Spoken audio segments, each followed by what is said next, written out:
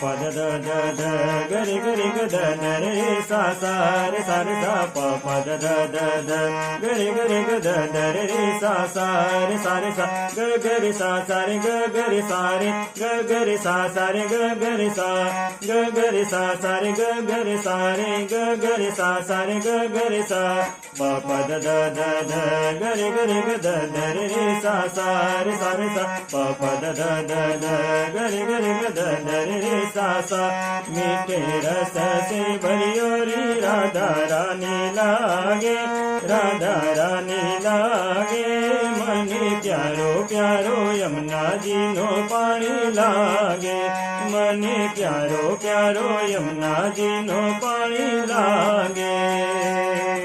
आशा करूँ છું કે મારો વિડીયો પસંદ આવ્યો હશે। વિડીયો પસંદ આવ્યો તો લાઇક કરો, શેર કરો। મારા વધુ વિડીયો જોવા માટે મારી ચેનલને સબસ્ક્રાઇબ કરો।